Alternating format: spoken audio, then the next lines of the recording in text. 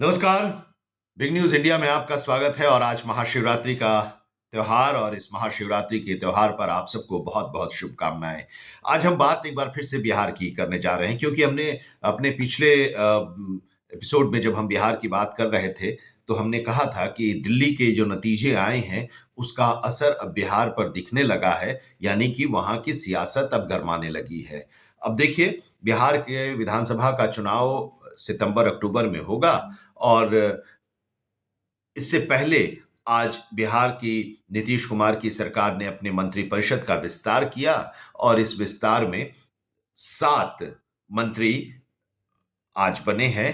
7 विधायकों ने मंत्री पद की शपथ ली। राज्यपाल आरिफ मोहम्मद खान ने उन्हें पद और गोपनीयता की शपथ दिलाई और ये सातों भारतीय जनता पार्टी के कोटे के हैं। दिलीप जायसवाल जो कि बिहार प्रदेश भारतीय जनता पार्टी के अध्यक्ष हैं, तो उन्होंने मंत्रिमंडल से अपना इस्तीफा दिया, तो उनकी जगह पर भी आज एक मंत्री यानी कि 6 जगह खाली थी कैबिनेट में और दिलीप जायसवाल के इस्तीफे के बाद ये जगह 7 हो गई, तो आज 7 मंत्रियों की शपथ हुई और राज्यपाल ने इन्हें पद और गोपनीयता की शपथ दिलाई। हम आपको बताएँगे कि ये कौन-कौन मंत्री जिन्होंने आज शपथ लिया और इसके साथ ही जो मंत्रिमंडल का आकार है वो पूरा हो गया है। मुख्यमंत्री समेत 36 मंत्री हैं इस मंत्रिमंडल में। सबसे ज़्यादा मंत्री जो हैं वो भारतीय जनता पार्टी के हैं क्योंकि भारतीय जनता पार्टी संख्या के हिसाब से अगर हम देखें तो सबसे ज़्यादा विधायक उसके हैं इस गठबंधन में, इसलिए उसकी मंत्रियों की संख्या ज़्यादा बनती भी थी। तो 6 मंत्री अगर दिलीप जायसवाल की खाली सीट को ले लें तो 7 मंत्री आज और इसमें इंडक्ट हुए हैं। तो अब इनकी संख्या बढ़कर 21 हो गई है। जनता दल यूनाइटेड के कोटे से आज कोई मंत्री पद की शपथ नहीं लिया किसी भी विधायक या विधान पार्षद ने, तो उनकी संख्या 13 है इस मंत्रिमंडल में। 45 सीटों पर जीत हुई थी जब विधानसभा का चुनाव हुआ था और भारतीय जनता पार्टी की 75 हुई थी। तो अब कुछ लोग इधर से उधर आए, उधर से इधर आए और कुछ संख्या भी बढ़ गई है और फिलहाल भारतीय जनता पार्टी सबसे बड़ा दल है अभी विधानसभा में। खैर अब पहले जब मंत्रिमंडल का विस्तार होता था, तो एरिया वाइज़ गिनाया जाता था। जातिगत समीकरण होता था, लेकिन कहा ये जाता था कि हमने हर इलाके को प्रतिनिधित्व दिया है और उस इलाके में हर प्रमंडल के लोग या हर जिले या हर उस क्षेत्र के लोग शामिल किए जाते हैं। इस बार जो मंत्रिमंडल का विस्तार हुआ, तो 7 जिन लोगों को मंत्री पद की शपथ दिलाई गई, उनको ये कहा गया कि हर जाति से जो छूटे हैं उनको रखा गया है। आज जो 7 दिलाए गए उनमें एक राजपूत, एक भूमिहार, एक वैश्य, एक कुशवाहा, एक कुर्मी, एक तेली और एक केवट जाति के जो विधायक हैं, उनको मंत्री बनाया गया भारतीय जनता पार्टी की तरफ से और उन्हें आज पद और गोपनीयता की शपथ दिलाई गई। आज जिन लोगों को शपथ दिलाई गई उनके नाम भी हम आपको बता देते हैं। कृष्ण कुमार मंटू, संजय सरावगी, जीवेश मिश्र, विजय मंडल, इसके साथ ही राजू सिंह, सुनील कुमार कुशवाहा और मोतीलाल प्रसाद, ये भारतीय जनता पार्टी के कोटे के सभी 7 विधायक जिन्हें आज मंत्री पद की शपथ दिलाई गई।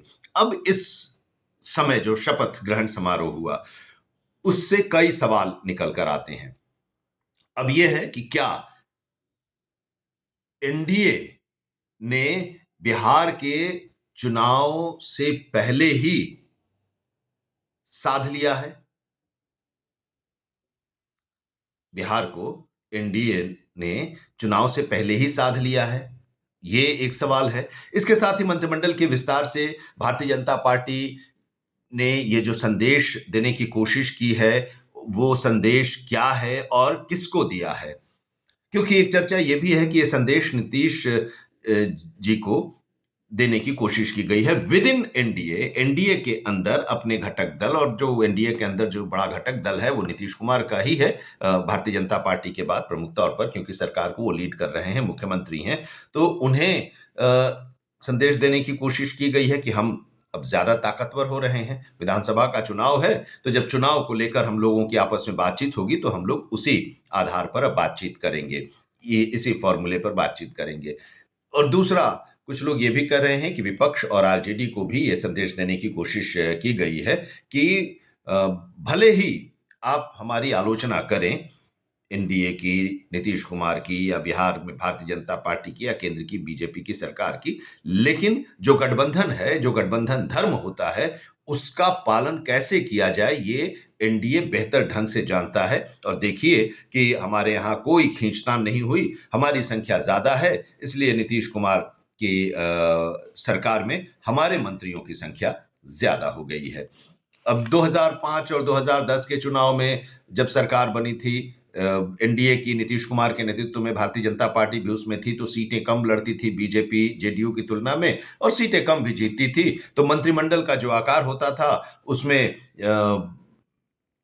संख्या भारतीय जनता पार्टी के मंत्रियों की कम होती थी। 19 जेडीयू की थी तो 7 भारतीय जनता पार्टी के मंत्री थे 2005 में, और इसी तरह से 2010 में भी संख्या भारतीय जनता पार्टी के मंत्रियों की कम रही नीतीश जी के मंत्रिमंडल में। लेकिन 2017 में 15 जेडीयू के और 13 मंत्री भारतीय जनता पार्टी के, जब वो आरजेडी से छोड़कर बीजेपी के साथ सरकार बनाए थे। और उसके बाद फिर 2021 में 20 में अगर कहिए तो 15 भारतीय जनता पार्टी नहीं, जनता दल यूनाइटेड के 15 और 16 भारतीय जनता पार्टी के मंत्री थे। 2024 में अब पलटना शुरू हुआ। 2024 में जब फिर से नीतीश जी बीजेपी के साथ आए तो 13 जेडीयू के मंत्री और 15 भारतीय जनता पार्टी के मंत्री थे। उसके बाद अब जब विस्तार हुआ आज, तो उसमें जनता दल यूनाइटेड के 13 ही रह गए और 21 आज जिन 7 लोगों ने लिया, तो ये संख्या 21 हो गई 2025 में भारतीय जनता पार्टी की, यानी कि अभी अपर हैंड पर मंत्रिमंडल में भारतीय जनता पार्टी है। अब रीजन वाइज अगर आप देखें तो रीजन वाइज भी हम इसकी बात करेंगे, क्योंकि पहली बार मंत्रिमंडल में बीजेपी के मंत्रियों की संख्या जेडीयू से अधिक है।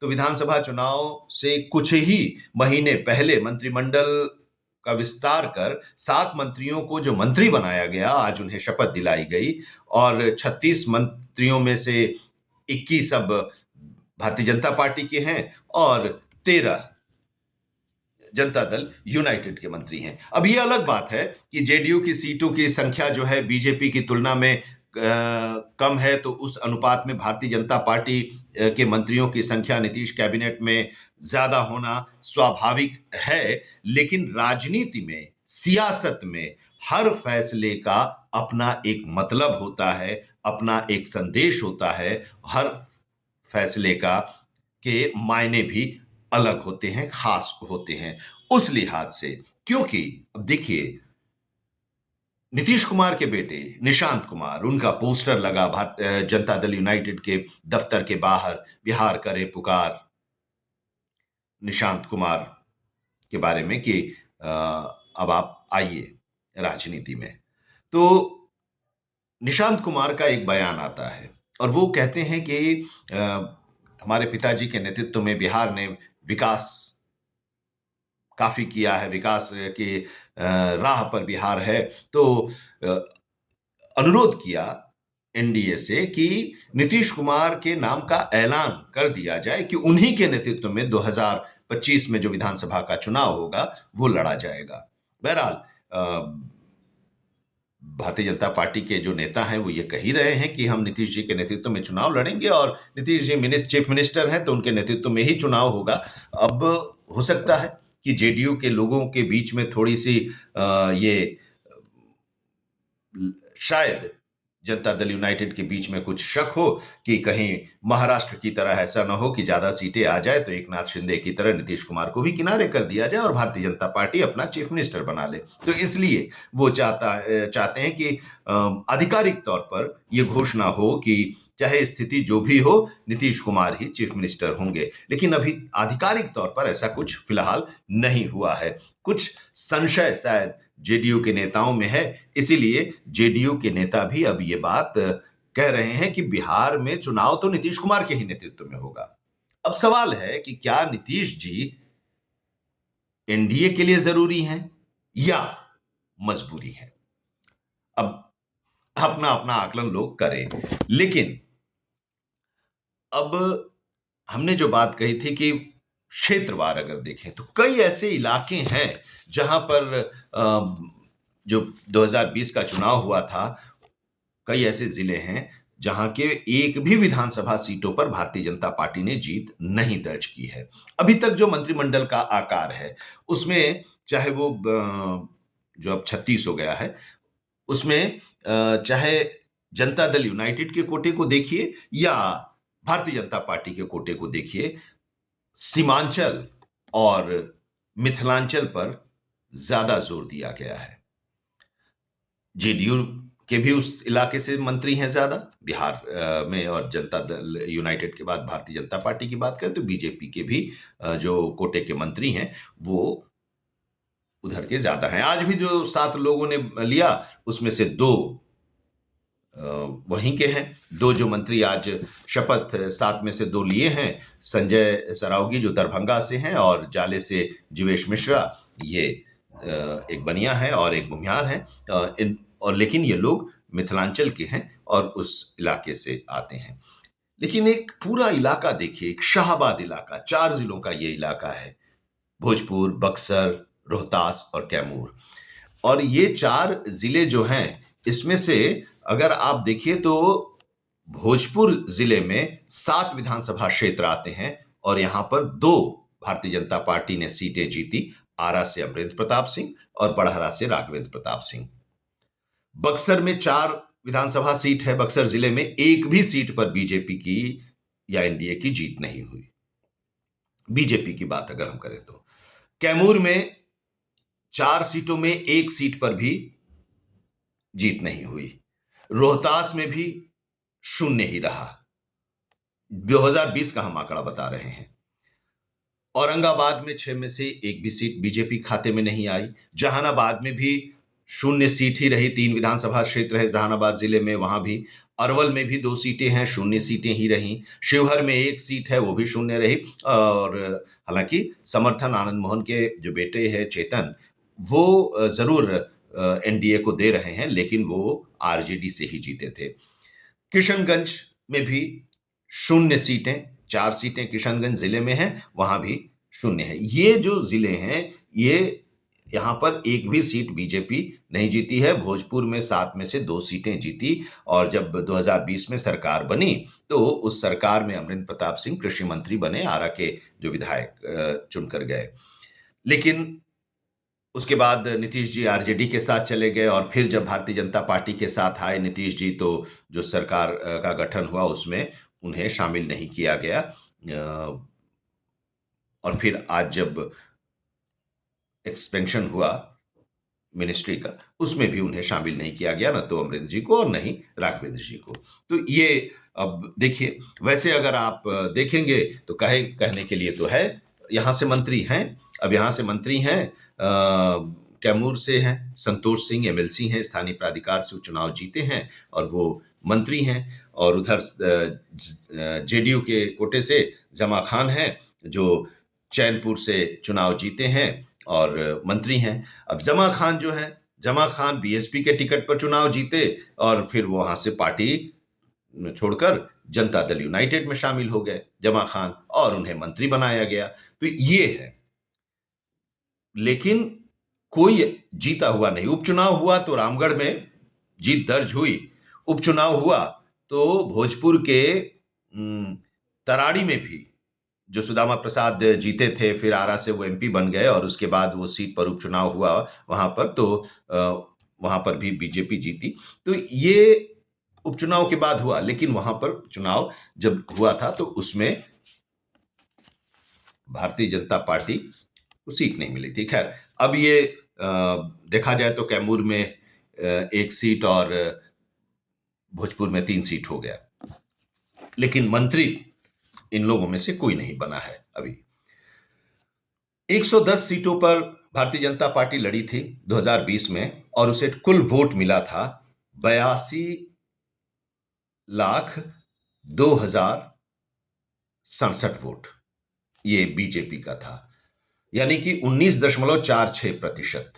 ये अ, जो 2015 का चुनाव था, उससे 4.96% वोट कम मिले थे 2020 में। 74 सीटों पर जीत हुई थी, 21 सीटों का फायदा हुआ था, लेकिन वोट में कुछ कमी आई थी। जनता दल यूनाइटेड को देखिए, 64,85,179 वोट मिले कुल। 115 सीटों पर जेडीयू लड़ी थी। 15.39% वोट इसे मिला। 28 सीटों का नुकसान हुआ और 43 सीट जीती है। आरजेडी को देखिए, आरजेडी 97,38,855 वोट। आरजेडी सबसे ज्यादा वोट ली है, 97,38,855, और वोट शेयर है 23.11% का। 4.79% वोट शेयर की वृद्धि हुई है 2020 में।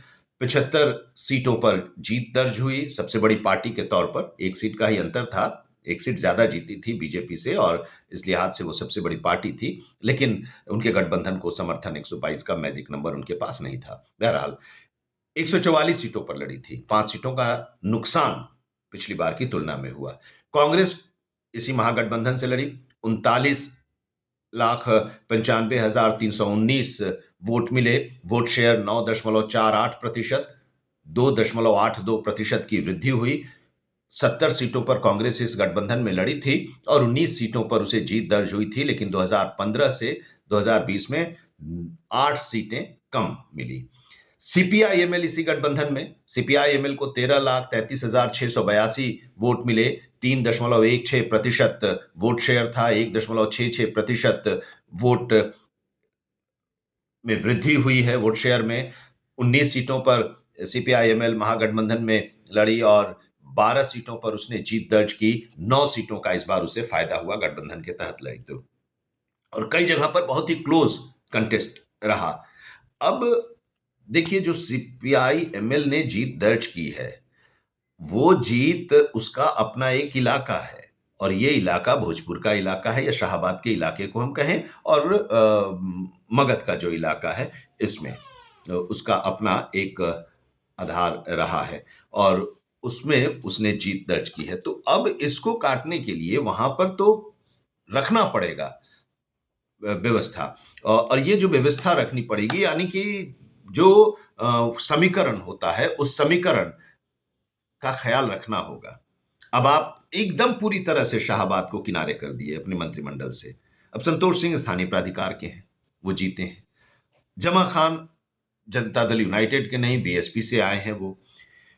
भोजपुर, बक्सर का ये जो पूरा इलाका है, ये भारतीय जनता पार्टी का सबसे जो मजबूत गढ़ है बीजेपी के, उस गढ़ में से ये आता है।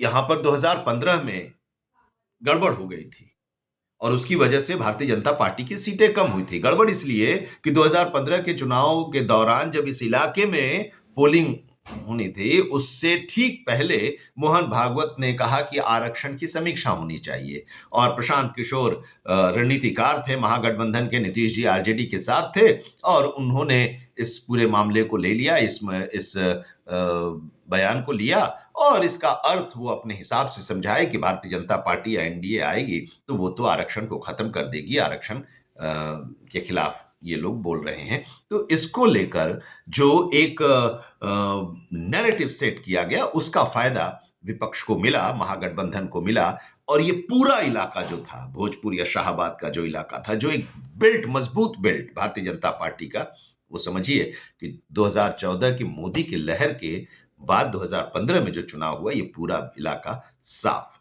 हो गया था।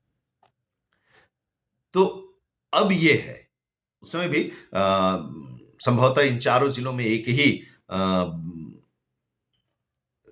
जगह, एक ही सीट पर वो भी शायद बड़हरा से जीत मिल पाई थी भारतीय जनता पार्टी को, और बाकी सीटों पर हार ही हुई थी। या सारा शून्य ही था, कुछ ऐसा इसी तरह का नतीजा आया था। अब आप देखिए कि इसको कैसे भरपाई करेंगे, क्योंकि ये मैसेज तो जाएगा ना, उस पूरे इलाके को आपने किनारे कर दिया। कार्यकर्ता उत्साहित होते हैं जब उनके इलाके के, उनके बीच का कोई मंत्री होता है। तो कैमूर का आपने बनाया, ठीक है, जेडीयू ने भी बनाया, आपने भी बना दिया। लेकिन बक्सर के बाद भोजपुर या फिर रोहतास, ये खाली है। रोहतास को उधर मान लीजिए, लेकिन भोजपुर और बक्सर तो खाली है ना। भोजपुर और बक्सर से 2 विधायक हैं, इनमें से एक को आप बना सकते थे, और दोनों सीनियर लीडर हैं। दोनों सीनियर लीडर हैं। 2005 का दोनों चुनाव, 2010 का चुनाव अमरिंदर प्रताप सिंह आरा से लड़े, और अमरिंदर प्रताप सिंह तो वो जो कि भारतीय जनता पार्टी पहली बार जीती 2005 में, जब ये चुनाव लड़े, इन्हें पार्टी ने अपना उम्मीदवार बनाया। इससे पहले भारतीय जनता पार्टी तो जमानत के लिए भी, बचाने के लिए भी संघर्ष करती दिखाई देती थी। कहीं लड़ाई में भी नहीं होती थी। 2015 में अमरिंदर जी हार गए थे, बहुत कम वोटों का अंतर था। कुछ विवादित काउंटिंग का भी था। खैर, 2020 में फिर वो जीते। राघवेंद्र प्रताप सिंह आरजेडी से रहे, आरजेडी सरकार में मंत्री भी रह चुके हैं, और उसके बाद फिर भारतीय जनता पार्टी में आए, कई बार के विधायक हैं। One of the senior most MLA Bihar के, उनको गिना जा सकता है। लेकिन उन्हें भी नहीं जगह मिली। आर के सिंह इस बार हार गए। तो ये, अब राजपूतों के हिसाब से देखिए तो एक बड़ा गढ़ है। औरंगाबाद भी वही है, वहां भी हार गई है भारतीय जनता पार्टी। लोकसभा का चुनाव भी वहां भी हारी। तो ये स्थिति जो है, इसको संवारने की, क्योंकि लोकसभा का जो चुनाव हुआ, आप देखिए बक्सर भी भारतीय जनता पार्टी हारी। शाहाबाद की जो चारों सीटें हैं लोकसभा की, वो सारी आर के सिंह भी यहाँ से हारे। तो ये बड़ा समय जो है भारतीय जनता पार्टी के लिए, इस रीजन को समझने की जरूरत है, और यहाँ के लोगों को, यहाँ के जो जनप्रतिनिधि हैं, अब पता नहीं उन लोगों से बातचीत हुई, और बातचीत हुई तो क्या संदेश दिया, क्योंकि बतौर कृषि मंत्री विवादों से काफी दूर रहे, और सिंसियरली उन्होंने काम भी किया। लेकिन उसके बावजूद उन्हें मंत्री नहीं बनाया गया। अब क्यों नहीं बनाया गया, अब तो भारतीय जनता पार्टी ही जानती होगी, और अमरिंदर जी और राघवेंद्र प्रताप जो हैं, वो लोग ही जानते होंगे कि उनसे पार्टी ने बात की, और अगर बात की तो क्या उनसे कहा गया, कौन सी जिम्मेदारी उन्हें दी जाएगी, ये अलग चीज है। लेकिन बहरहाल, अब ये तो तय है कि अब चुनावी मोड में आ गए, और अब जो मंत्री आए हैं, अब उन मंत्रियों को कौन सा विभाग दिया जा रहा है, और इस 6 महीने 7 महीने का जो समय है, सितंबर अक्टूबर में चुनाव होने वाला है, इन 6-7 महीनों में ये लोग क्या कर लेंगे, ये एक बड़ा सवाल है। क्योंकि भारतीय जनता पार्टी को अब बहुत मेहनत करनी पड़ेगी, क्योंकि टक्कर, अब आप ये नहीं, हल्के में चुनाव नहीं लिया जा सकता, जिस तरह से कि लोग कह रहे हैं कि अरे बहुत ग्राफ डाउन हुआ है तेजस्वी का, या, लेकिन आरजेडी के पास या महागठबंधन के पास एक वोट बैंक है। वो वोट बैंक एमवाई वाला है। एमवाई को तोड़ना, एम को तो खैर ऐसे ही नहीं तोड़ा जा सकता भारतीय जनता पार्टी के द्वारा, लेकिन वाई को भी तोड़ना बहुत मुश्किल है। अब नंदकिशोर यादव को बनाकर आप मैसेज देना चाह रहे हैं, या नित्यानंद राय को मैसेज बनाकर सेंटर में रखकर आप मैसेज देना चाह रहे हैं, तो इससे कोई मैसेज मुझे नहीं लगता कि यादवों को ये लोग प्रभावित कर पाएंगे, और यादव इनसे प्रभावित हो जाएंगे। हाँ, ये जहां से लड़ेंगे उनके लिए तो वो रहेंगे। अब रामकृपाल यादव आखिर हारे, मिसा के साथ लोग गए, तो वो है जहां पर उनकी जरूरत होगी, वहां पर वो जीतेंगे।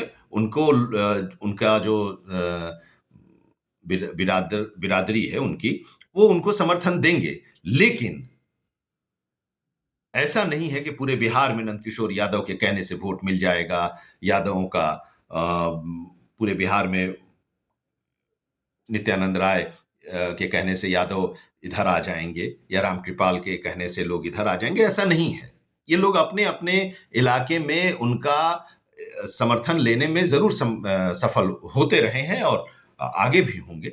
लेकिन उस यादव समूह पर कोई असर पड़ेगा लार्ज स्केल में, ऐसा नहीं है। तो ये देखना, ये जरूरी है, इसको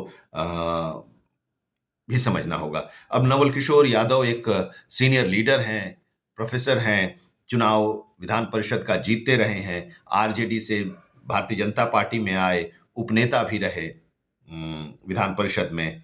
लेकिन लग रहा था कि उन्हें भी मंत्री बनाया जाएगा, लेकिन उन्हें भी मंत्री नहीं बनाया गया।